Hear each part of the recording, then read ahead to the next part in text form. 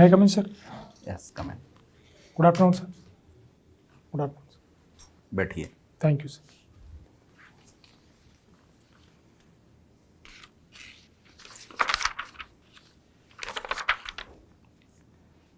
आप defence services में कब तक रहे? सर 2002 से 19 तक से। 2002 से 19 तक। जी सर। और आर्मी में रहे? जी सर। आर्मी में कौन सी यूनिट में रहे? सर रेजिमेंट ऑफ आर्टिलरी के अंदर। आर्टिलरी में रहे? जी सर। अच्छा, तो ये आर्टिलरी, इन्फेंट्री और आर्मर्ड तीनों में डिफरेंस क्या है?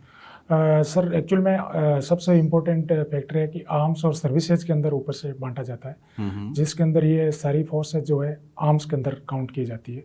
और इसके अंदर भी आर्म्स के अंदर भी फिर आर्म्स सपोर्टिंग होता है, जैसे आर्टिलरी है तो इन्फेंट्री को सपोर्ट देगी सर। ठीक है। और आर्मर्ड रेजिमेंट है वो प्लेन्स के अंदर टैंक के लिए, जैसे इंडिया पाकिस्तान का बॉर्डर है सर, इसके ऊपर मोस्टली जो है जैसे आर्मर्ड वारफेयर के लिए है तो आर्मर्ड के लिए डिप्लॉयमेंट ज़्यादा किया जाता है। अभी पूरे भारत को कितने कमांड एरियाज में डिवाइड किया गया है? अभी सर कमांड एरिया के अंदर टोटली सर आर्मी की 7 कमांड है सर, साथ ही नेवी की 7 एयरफोर्स की कमांड है, 3 नेवी की कमांड है सर, और एक 3 सर्विसेज कमांड अंडमान के अंदर है, और एक स्ट्रेटेजिक फोर्सेस कमांड है सर। लेकिन अभी हाल ही में जो है इंटीग्रेटेड थिएटर कमांड की चर्चा चल रही है, और इंटर सर्विस ऑर्गेनाइजेशन बिल भी इसके लिए संसद से पारित किया गया है। तो हो सकता है आने वाले दिनों के अंदर इंटीग्रेटेड थिएटर कमांड की संरचना देखने को मिलेगी, जिससे कि ऐसा न्यूज़पेपर में मिला है कि मोस्टली 3 कमांड के अंदर अभी बांटा जाएगा, जिसके अंदर नॉर्दर्न कमांड जो कि चाइना बॉर्डर के साथ देखेगी, उसका हेडक्वार्टर लखनऊ के अंदर रखा जाएगा। कोस्ट गार्ड क्या देखता है? कोस्ट गार्ड सर ये नेवी के साथ सपोर्ट आर्म है सर, जो कि मेरीन सिक्योरिटी को देखता है। तो क्या डिफेंस सर्विसेज में नेवी के साथ कोस्ट गार्ड को काउंट करते हैं क्या? जी सर, अलग करते हैं क्योंकि इसका कमांड और कंट्रोल अलग है सर। वैसे डिपार्टमेंट ऑफ डिफेंस का ही पार्ट है ये, जैसे आर्मी, नेवी, एयरफोर्स, और इसके साथ में कोस्ट गार्ड भी है सर। तो कोस्ट गार्ड में जो गजेटेड पोस्ट होती है, जी सर, उसकी फर्स्ट रैंक क्या है? उसकी सर एक्चुअल में आइडिया नहीं है सर, शायद लेफ्टिनेंट कमांडर है सर। लेफ्टिनेंट कमांडर है या असिस्टेंट कमांडर? सब लेफ्टिनेंट हो सकता है, मेरे को आइडिया नहीं है सर इसके। अच्छा, अभी हमने सीडीएस की पोस्ट क्रिएट की। जी सर। तो सीडीएस कितनी रैंक का अधिकारी है? सीडीएस सर एक्चुअल में 4 स्टार जनरल है सर, जो कि सभी जनरल्स का इक्विवेलेंट ही है, लेकिन समकक्षों में प्रथम की उसको उपाधि दी गई है, जो कि सिंगल पॉइंट मिलिट्री एडवाइजर है सर आरएम के लिए और गवर्नमेंट के लिए। डेकोरेटेड ऑफिसर के लिए कॉलर बॉन्ड जो होता है, जी सर, वो कौन से रैंक से शुरू होता है? कॉलर बॉन्ड सर कर्नल से शुरू होता है सर। कर्नल से शुरू होता है, लेफ्टिनेंट कर्नल से नहीं? नहीं सर। नहीं सर। अच्छा, भारत में कोई 2 ऐसी मूवी बताइए जिसमें आर्मी ट्रेनिंग को दिखाया गया और जिससे यूथ इंस्पायर हुआ हो। सर एक तो सबसे इम्पोर्टेंट चली जो उड़ी सर्जिकल स्ट्राइक वाली, और उसके बाद में केसरी है सर, जिसके अंदर सारागड्डी की लड़ाई के ऊपर बहुत इम्पोर्टेंट प्रकाश डाला गया है, जो कि नाना पाटेकर की एक मूवी आई थी, ध्यान है क्या, जिस पे ट्रेनिंग को लेकर पूरी मूवी केवल ट्रेनिंग पे चली है? सर आइडिया नहीं है सर इसके बारे में। नहीं पता है? नहीं पता। फिल्में देखने का शौक नहीं है सर। नहीं है?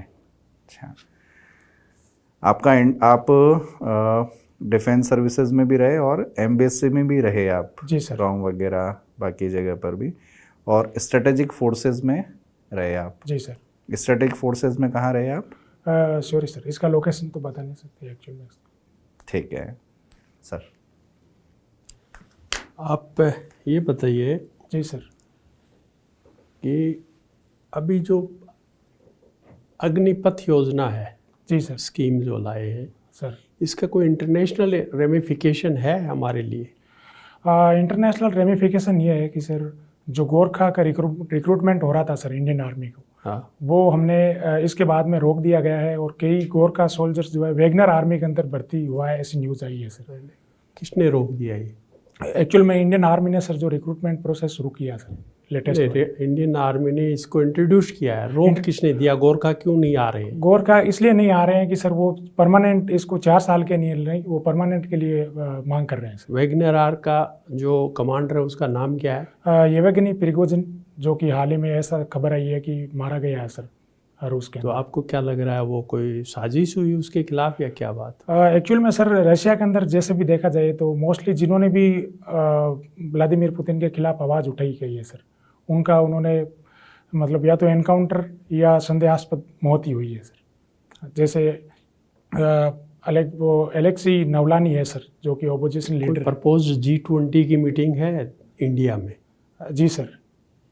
उसमें पुतिन क्यों नहीं आ रहा है? पुतिन सर एक्चुअल में नहीं आने का कारण ऐसा भी हो सकता है कि जो पिछला बाली समिट था सर, उसके अंदर भी नहीं आए थे सर, जो इंडोनेशिया में हुआ था।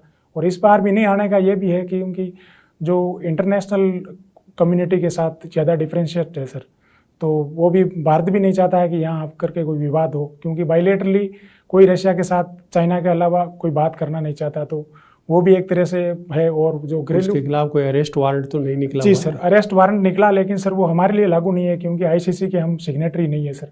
और एक्चुअल में ब्रिक्स समिट में जो है पुतिन ने इसीलिए भाग नहीं लिया गया था, क्योंकि साउथ अफ्रीका जो है सिग्नेटरी है आईसीसी का, और इसलिए वहाँ के विदेश मंत्री ने पार्टिसिपेट किया था सर हाल ही में। एक वर्ड बार बार यूज होता है, थिएटर कमांड। जी सर। क्या समझते हो इससे आप? थिएटर कमांड का है मतलब कि सर भौगोलिक एरिया के हिसाब से आर्मी को बांट करके उसकी ट्री सर्विसेज को या जो भी रिसोर्सेज की रिक्वायरमेंट है उसको भौगोलिक क्षेत्र के हिसाब से वन कमांडर के अंदर तीनों सेनाओं को दे देना सर। अभी रिसेंटली एक बिल पास हुआ है, लास्ट ये जो सेशन था जी सर पार्लियामेंट का। जी सर। उस बिल का नाम क्या है जो आर्मी से रिलेटेड था? Inter service organisation command control and discipline act. क्या है इसमें? व्हाट इज इसके अंदर एक चीज बता दो, इसमें क्या होगा? इसमें ये होगा कि सर कोई भी जो तीनों सर्विसेज के ऑफिसर है सर, जो कमांडर इन चीफ होगा इसके अंदर, वो किसी भी सर्विसेज के ऑफिसर या जवान के खिलाफ एक्शन ले सकता है, उसको कमांड और कंट्रोल में कर सकता है। अच्छा अच्छा। तो आप बास्केटबॉल खेलते हो? जी सर। माइकल जॉर्डन का नाम सुना आपने? जी सर। किस देश के प्लेयर थे? यूएसए के थे सर। यूएसए के। जी सर। बास्केटबॉल में कितने प्लेयर होते हैं? बास्केटबॉल में 12 प्लेयर होते हैं सर, लेकिन खेलते 5 है सर, 7 रिजर्व होते हैं सर। ऐसी क्या बात है कि 5 खेलते हैं और 12 का पैनल होता है? ऐसा तो किसी गेम में दूसरे में होता नहीं है। एक्चुअल में ये सर फास्ट गेम है, कोर्ट छोटा है, लेकिन बहुत क्विक एक्शन वाला गेम है सर, इसलिए बीच बीच में इसमें प्लेयर को जैसी सिचुएशन होती है उसी हिसाब से चेंज करते रहते हैं सर। अच्छा अच्छा। एक जो यूसीसी है, जी सर। Uniform civil code. जी सर। यूनिफॉर्म सिविल कोड, जी सर। इसमें कौन से मतलब एरिया के क्षेत्र के कानून प्रभावित होंगे सिविल में, बताओ? इसमें सर सिविल में जैसे उत्तराधिकार का हो गया सर, गोद लेने का हो गया सर, तलाक, विवाह, संपत्ति और जितने भी दीवानी अधिकार वाले हैं सर मामले, उनको पूरों को यूनिफॉर्मिटी लाने के लिए लाया जा रहा है सर, जिससे कि जेंडर इक्वलिटी भी बढ़ेगा, क्योंकि कई माइनॉरिटी का जो है उसके अंदर महिलाओं को दूसरे दर्जे की दृष्टि से देखा जाता है और उनको संपत्ति वगैरह में अधिकार नहीं है, तो उनको भी एक इक्वलिटी मिलेगी सर। आप एक बात बताओ, इसके 2 फायदे बता दो मेरे को। 2 फायदे सर कि एक तो पूरे वर्ल्ड, पूरे इंडिया के अंदर सर एक यूनिफॉर्मिटी हो जाएगी, जिससे केसेस पेंडिंग जो है, पेंडेंसी अलग अलग पर्सनल लॉज की, वो एक यूनिफॉर्म हो जाएगा, तो इससे निपटारा जल्दी हो जाएगा सर। अच्छा, यूनिफॉर्मिटी हो जाएगी। जी सर। जैसा नाम है वैसे यूनिफॉर्मिटी हो जाएगी। जी दूसरा? सर, दूसरा महिलाओं को एक अधिकार मिल जाएंगे सर, जिससे जेंडर इक्वलिटी भी का भी इसके अंदर मिलेगा सर। ठीक सर। आप तो नेवाराम जी, अभी आपने चंद्रयान के बारे में काफ़ी सुना है। जी सर। तो इसकी जो लॉन्चिंग हुई अपने कौन से स्टेट से हुई? ये आंध्र प्रदेश से सर। आंध्र प्रदेश से क्यों हुई? आंध्र प्रदेश सर ये एक्चुअल में इक्वेटोरियल के नज़दीक है सर, और ऊपर से इनके तमिलनाडु तो और भी पास है। नहीं, पास में है सर, लेकिन पहले से ही सतीश धवन स्पेस वो अपने पास इंफ्रास्ट्रक्चर यहीं पर डेवलप्ड है सर, और ऊपर से यहाँ पर जो है फ्यूल की भी कम रिक्वायरमेंट होती है, और ऊपर से इसका जो है समुद्र के अंदर इन केस ऑफ फेलियर होने पे भी जो है उसका डेब्रिस जो है समुद्र के अंदर गिरेगा, कोई जान माल की हानि नहीं। नहीं, मैं तो ये पूछा भाई, तमिलनाडु तो उसके भी नीचे है, इक्वेटर के ज़्यादा पास है। जी सर। तो फिर वहाँ क्यों नहीं बनाया हमने? वहाँ का तो सर ऐसा आइडिया नहीं है एक्चुअली। कहाँ से लॉन्च हुआ है? किस जगह से? ये सतीश धवन स्पेस सेंटर। है? Satish Dhawan space centre sir, SDSC। कहाँ है ये? किस जगह है? ये श्रीहरिकोटा सर। श्रीहरिकोटा। श्रीहरिकोटा। अच्छा, एक आजकल मानसून को वीक होने में एक अल नीनो का जिम्मेदार माना जा रहा है। जी सर। तो एल नीनो क्या है? अल नीनो सर एक्चुअल में जो दक्षिणी पूर्वी प्रशांत सागर है सर, जहाँ पर जो 3 डिग्री साउथ से 24 डिग्री साउथ लेटीट्यूड है सर, वहाँ पर जो है गर्म जल धारा की जगह ठंडी जल धारा आ जाती है सर। सॉरी सर, ठंडी की जगह गर्म आ जाती है, जिससे कि क्या है मानसून के ऊपर इफेक्ट पड़ता है। उसके कारण जो पूर्वी तट है सर, जो दक्षिण अमेरिका का, वहाँ पर तो ज़्यादा बारिश होती है, लेकिन जो मानसूनी जहाँ पर मानसून आने वाला जैसे दक्षिण पूर्वी एशिया है, ऑस्ट्रेलिया है, यहाँ पर वर्षा की कमी होती है सर। वहाँ पे जो लोग हैं वो ये कहते हैं कि वो God give us rain but keep away the El Nino. जी सर। तो ऐसा क्यों कह रहे हैं? जब वहाँ बारिश हो रही तो उनके लिए तो और अच्छा है। नहीं सर, एक्चुअल में क्या है कि फिशरीज सेक्टर है सर, जो कि वहाँ पर मेन जीविका का साधन है, वो उससे बहुत ज़्यादा इम्पेक्ट पड़ता है। क्योंकि गर्म जब टेम्परेचर समुद्र का ज़्यादा बढ़ जाता है इस लेवल पे, तो समुद्री जीव जो है ख़त्म हो जाते हैं, और ऊपर से ज़्यादा बारिश होती है तो वो जो कोस्टल एरियाज है वहाँ पर बाढ़ भी आ जाती है सर। इस कारण से इसको ऐसा कहा जाता है। वहाँ पे जो कोल्ड करंट चलती है, जी सर। तो उसका कोई नाम है क्या? कोल्ड करंट है सर, उनका नाम हम्बोल्ट है सर, नीचे हम्बोल्ट, जेरू एंड कोर। जी सर। तो ये जो एल नीनो जो वर्ड है, जी सर, ये कौन सी भाषा से लिया गया है? ये अल नीनो सर स्पेनिश भाषा से है, स्पेनिश। और जिसका अर्थ होता है क्रिस्ट का शिशु, क्योंकि इसकी भी स्थापना जो है 25 दिसंबर के आसपास या लास्ट वीक ऑफ दिसंबर के अंदर होती है, और 25 दिसंबर को यीशु का जन्म दिवस माना जाता है। अच्छा, तो उससे इतनी दूर भारत है, जी सर। तो भारत में क्या इम्पैक्ट हुआ मानसून का? भारत का सर, क्योंकि जो जलधारा है सर, वो भारत से अलग अलग, जैसे पैसिफिक वापस इंडियन ओशन से होगा सर, वहाँ पर टेम्परेचर बढ़ेगा, टेम्परेचर कभी ज़्यादा होगा, उसके बाद में टेम्परेचर से ही दबाव का बढ़ेगा सर, जिससे बाद में वहाँ से भारत की दूरी तो 7,000 किलोमीटर है। 7,000 है, लेकिन सर भारत से जो मानसूनी पवनें आती है सर, उनको जो इवेपोरेशन के लिए जो एनवायरनमेंट चाहिए होता है सर, उसके अंदर ये कमी कर देती है। हाँ, तो वही तो मैं पूछ रहा हूँ कि क्या कमी की तो ऐसे। ये सर एक्चुअल में दक्षिण हिंद महासागर के अंदर जो है हमारा पूर्वी प्रशांत महासागर भी उससे कनेक्ट है सर, तो उसकी जो जलधारा आती है सर, यदि वहाँ पर टेम्परेचर मान लो ज़्यादा है, तो उसका असर सर हिंद महासागर में भी ये ज़्यादा बढ़ा देगी, जैसे इवेपोरेशन की टेम्परेचर बढ़ता है 4 डिग्री। जी सर। तो 4 डिग्री 7,000 किलोमीटर को गर्म कर देगा क्या? वो तो सर अब करता भी है, तभी तो इम्पेक्ट पड़ता है सर, ऐसी तो कोई बात नहीं। आप डिफेंस वाले आदमी ऐसी बात करो, 4 डिग्री सेंटीग्रेड 7,000 किलोमीटर पे इफेक्ट डाल देगा? नहीं, इफेक्ट तो पड़ता ही सर, आजकल में इतनी टेक्नोलॉजी है। टेक्नोलॉजी क्या है? नहीं, टेक्नोलॉजी क्या सर, ये तो हर जगह का पड़ता है सर। एनवायरमेंटल इफेक्ट है, इसमें टेक्नोलॉजी कहाँ से आ गई? नहीं, एनवायरनमेंट का भी सर कंट्रोल नहीं कर पाते, लेकिन आजकल टेक्नोलॉजी है, अर्ली वार्निंग सिस्टम हो रही है। नहीं तो पहले हम एल नीनो को कौन जानते भी नहीं थे सर, आज से 200 साल पहले। हमने ये सुना है साहब, जो आर्मी पर्सन होते हैं जब वो रिटायर होके आते हैं, जी सर, तो वो सिविलियंस के साथ में सेट नहीं हो पाते। जी सर। तो आप तो यहाँ पे आके प्रशासन करने की सोच रहे हैं, जी तो कैसे आप अपने आप को सेट करेंगे इस माहौल में? नहीं सर, ऐसी तो कोई प्रॉब्लम नहीं है कि सेट नहीं हो पाता है। आदमी जैसे माहौल में रहेगा वैसे ही ढल जाता है सर।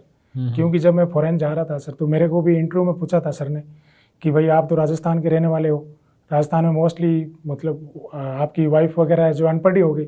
तब मैंने उनको बोला था कि सर जो साउथ के अंदर है पूरे मारवाड़ी वो सब इलिटरेट थे, लेकिन जैसे माहौल में वहाँ रहे उन्होंने सारी लैंग्वेज वहाँ सीख लिया। तो जैसे माहौल में रहेंगे सर वो तो एडेप्टेशन हो जाएगा सर, ऐसा कुछ नहीं। तो आप अपनी स्किल को प्रशासन में कैसे यूज़ करेंगे? प्रशासन को सर, एक तो जैसे अभी चंद्रयान 3 में भी हुआ सर कि सबने टीम वर्क को लोग सफलता का श्रेय दिया है। तो आर्मी में भी जो भी काम करते हैं सर, हम वो टीम वर्क के तौर पे करते हैं, और उसका प्रशासन में भी फ़ायदा मिलेगा सर। और ऊपर से जो है टाइमली इम्प्लीमेंटेशन करते हैं, जिससे कि और भी लोगों को जो है जल्दी रिजल्ट मिले। और फिर इसके अंदर एक जैसे बास्केटबॉल टीम के अंदर है सर, कभी जब हारने वाली होती है तो हमें पता है कि कौन से शूटिंग प्लेयर को चाहिए या डिफेंस वाला चाहिए।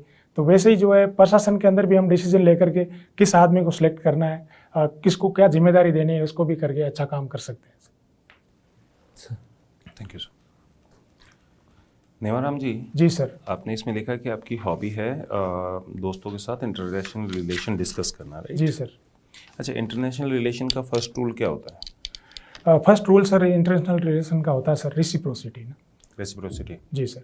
या सेल्फ इंटरेस्ट? नहीं, सेल्फ इंटरेस्ट तो होता ही है।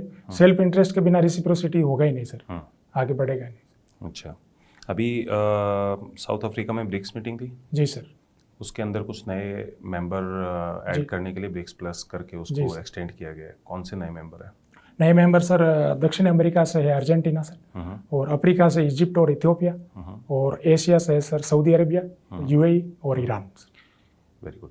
तो इसमें ये Saudi Arabia, UAE, Iran, middle east countries समझ आती हैं, अर्जेंटीना समझ आती है, इवन कुछ लेवल तक इजिप्ट भी समझ आता है। जी सर। पर ये इथोपिया वैसी वॉर टॉर्न कंट्री है, सिविल वॉर है, कोई बड़ी इकोनॉमी भी नहीं है, इंडस्ट्री भी नहीं है, तो उसको इंक्लूड करने का क्या रीज़न है? उसका इंक्लूड करने का ये कारण है सर, एक तो चाइनीज़ का ज़्यादा इंटरेस्ट है वहाँ पर, क्योंकि चाइना का सबसे ज़्यादा अफ्रीका के अंदर निवेश जो है इथोपिया के अंदर है सर। और फिर जो रेयर अर्थ मिनरल्स है सर, यूरेनियम, लिथियम, इसके भंडार जो है यहाँ पर मिलने की संभावना है, जिसको स्ट्रेटेजिक तौर पे यूटिलाइज या आगे नियर फ्यूचर में काम करने के लिए इसको अलायंस तो फ्यूचर में कोई और अगर मेंबर जुड़ना चाहे तो उसके लिए क्या कंडीशन रखी है ब्रिक्स में? ब्रिक्स में अभी ये रखी है सर कॉन्सेंसस, मतलब सभी कंट्रीज की आम सहमति होनी चाहिए उसके प्रति सर। सैंक्शन से रिलेटेड कोई बात की है? सैंक्शन से रिलेटेड ऐसे कुछ बात नहीं किया है, कि ऐसा बोला है कि कुछ कम से कम डायलॉग पार्टनर के लिए 1 साल देना चाहिए, ऐसे कुछ बनाया है, लेकिन अभी कोई फिलहाल hard and fast rules in return में है नहीं सर। डी डॉलराइजेशन के ऊपर कुछ?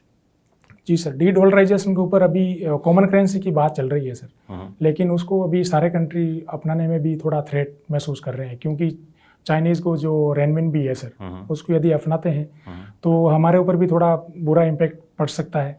और ऊपर से बाकी कंट्रीज़ भी जो है, क्योंकि डेट ट्रैप डिप्लोमेसी है सर जो चाइना की, उससे थोड़ा सभी अपने आप को अनसेफ फील करते हैं, तो इसको अभी तक तो अपनाया नहीं गया है, लेकिन नेक्स्ट समिट में इसके ऊपर डिस्कशन तो अभी डॉलर पूरे वर्ल्ड में ऑलरेडी एक्सेप्टेड है और सर। सारी सुविधाएं, सारे जो सिस्टम बैठे हैं उसी के बेस पे बैठे हैं। जी सर। तो ये सारे सिस्टम्स को वापस हिला के डॉलर को हटाने की बात इतनी प्रमुख रूप से क्यों चल रही है?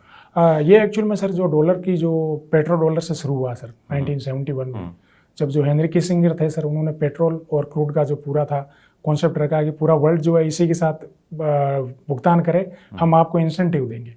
तो उससे क्या, उनकी इकोनॉमी तो मजबूत हो गई सर, लेकिन पूरा वर्ल्ड जो है इनके ऊपर डिपेंडेंसी हो गया सर। पर हमें कोई ना कोई एक तो कॉमन करेंसी रखनी पड़ेगी वर्ल्ड को। हाँ जी सर, कॉमन वो डॉलर हो या रेनमेबी हो, उससे मतलब डॉलर में क्या इशू है, क्या प्रॉब्लम क्या है डॉलर में? डॉलर में सर जैसे भुगतान के अंदर है, एक तो एक्सटर्नल शॉक्स, जैसे छोटी कंट्रीज होती है सर, उनके पास यदि फॉरेक्स रिजर्व कम है तो वो क्या है, भुगतान वगैरह के अंदर अनेबल हो क्या जाए। वो दूसरी करेंसी लेंगे तब ये इशू नहीं होंगे? नहीं, उसके अंदर सब लोकल करेंसी को यदि ज़्यादा बढ़ावा दे दिया जाएगा सर। पर एक करेंसी में सारी लोकल करेंसी कैसे आ सकती है? नहीं सर, जैसे एक तो विश्व की करेंसी होनी जरूरी है। वो जरूरी है सर, लेकिन 5 बास्केट के अंदर रखी गई है सर ऑलरेडी जो IMF की। क्या गोल्ड स्टैंडर्ड नाम की कोई चीज़ करेंसी को इम्पैक्ट करती है? Gold standards? गोल्ड स्टैंडर्ड तो सर एक्चुअल में इसके आधार पर एग्जैक्टली आइडिया नहीं है सर, बट ठीक है, कोई बात नहीं।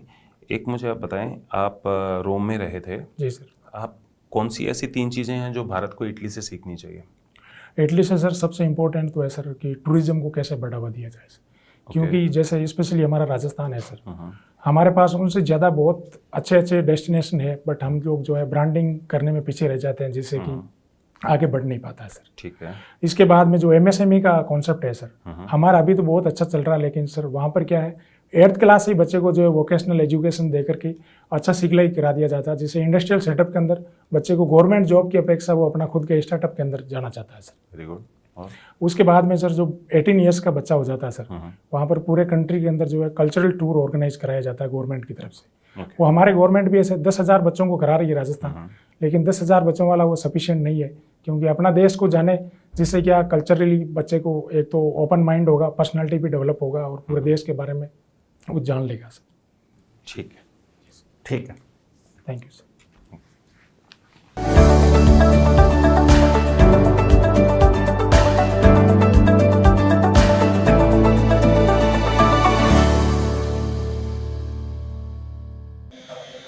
मैं कम इन सर? आप मे आई कम इन क्यों, मे आई कम इन सर बोलने में आपको क्या प्रॉब्लम है? मैं कम इन सर ही बोला सर मैंने। वो सर नहीं सुना है, मैं पहले भी नहीं सुना था। सुना है तो सर मैंने बोला है, लेकिन बैठो। पिछली बार भी आपने सर धीरे बोला था। इस बार मॉर्निंग सर। ठीक है सर। तो कैसा रहने हमारा? बढ़िया सर। देखो मतलब ओवरऑल अच्छा इंटरव्यू है, और थोड़ा बहुत फास्ट बोल रहे हो आप। ठीक है सर, और स्लो कर दूंगा। मैंने किया सर कोशिश तो बहुत पिछली बार से। हाँ, मतलब ऐसा लगता है एज इफ आपने कोई चीज़ है ना रट रखी है, कि मतलब ऐसे निकल रही है धड़ा धड़। प्रिंटर थोड़ी हो, you are not a printer. ठीक है सर। है ना, थोड़ा सा मतलब गंभीरता वो हल्की सी लानी है ना। आप नॉलेज बहुत अच्छी है। You are thinking also, you are not only cramped the things, you are thoughtfully giving the answers that will come when you are little slow. Sir कुछ कुछ लोगों के साथ ये होता है कि क्वेश्चन शुरू होने से पहले हमें आंसर पता है कि हमें किस तरफ जाना है, लेकिन फिर भी आप गैप जरूर दें 2 माइक्रोसेकंड का कौन आंसर देने से बनेगा पहले। करोड़पति में लोगों को आंसर तो पता होता है, लेकिन वो चॉइस देखते हैं 4 आ जाने दे पहले, मेरे वाला कभी है नहीं। तो थोड़ा सा गैप देके फिर आंसर शुरू करें तो ऐसा लग हो सकता है आप सोच के ही आंसर दे रहे हो, पर वो फीलिंग वो आती है जैसे बस मेरे को जो पता है मैं बता देता हूँ। ठीक है सर। इसमें जैसे कॉन्फिडेंस बहुत अच्छा है आपका, सिटिंग पोस्चर, मतलब बाकी चीजें ठीक है, आई एक थोड़ा कांटेक्ट क्या है कि आई कांटेक्ट आपका जी सर। थोड़ा बने, बने सभी के साथ। सभी के ठीक है साथ। सर। कभी कभी कैजुअल हो जाते हो, ठीक है है सर। ना, वो थोड़ा सा ध्यान रखना है। जी सर। एडमेंट भी नहीं होना है, ठीक है सामने वाले की सुननी है। जी सर। आर्ग्यूमेंट वाली कंडीशन पे नहीं आना, जैसे सर के साथ 2-3 में, हाँ तो उसमें क्या सुनना उनको, फिर पैनल मेंबर जब बोल रहे हो तो फिर एक बार उनका सुनना, ठीक है सर। वो कंप्लीट कर ले, उसके बाद फिर आप अपना पक्ष रखें, है ना। ठीक है बाकी ओवरऑल ठीक रहा है सारा। ये 2-3 चीजें हैं, सर। रिजिड नहीं होना, नहीं होगा सर। आर्ग्यूमेंट से बचना, ठीक है सर। मेंबर्स के स्टेटमेंट को पूरा सुनना, जी सर। आंसर देते समय उसमें मोमेंट रखना, भले ही आंसर आ रहा हो तो भी लगे कि प्रशासनिक अधिकारी बनने वाला व्यक्ति सुन करके विचार करके फिर काम करेगा, भले ही आ रहा हो सब कुछ कि भाई ये करना है, जी सर। तो भी वो धैर्य गंभीरता वो झलके, वो है ना। ठीक तो ये 3-4 चीजें करनी है, बाकी ओवरऑल बहुत बढ़िया रहा है। All the very best Vishesh. Interview date आ गई आपकी? हाँ सर। कब है? 4 तारीख को है सर। 4 तारीख को। तो जो सर ने बताया ना, जी सर। उन पे उसी गौर करना अभी। बस ब्रेक लगा लेना आप तो हल्का। और कोई बड़ी बात नहीं कि भाई आप सर, मेंस आपका कैसा गया है? मैच बढ़िया गया। बढ़िया गया है ना, तो फिर हो सकता है कि आप एक्स सर्विसमैन कैटेगरी में टॉप कर हाँ जाओ। प्रॉपर। पर एक छोटी सी चीज, जैसे सर ने बोला कि मुझे सर नहीं सुनाई दिया, जी सर। हो सकता है पैनल आपसे अग्री ना करें, हाँ सर। लेकिन वहां पे अपना एग्रीमेंट नहीं देना है। हाँ सॉरी बोल के Sorry सॉरी सर बोलो। और ट्राई करूंगा, हाँ है ना। आपने 3 बार बोला कि नहीं मैंने बोला, वो नहीं करना। आर्ग्यू वाली स्थिति मत लाना। ठीक है सर। हाँ सर कोई बात नहीं, मैं आपको नहीं, कई बार वो चेक करने के लिए भी कह देते हैं हाँ गलत जानबूझ के आपको प्रेशर में भाई डालेंगे। सुन लिया होगा लेकिन फिर भी चलो पूछते हैं, है ना। ठीक है, okay. Okay all the best. Thank you sir.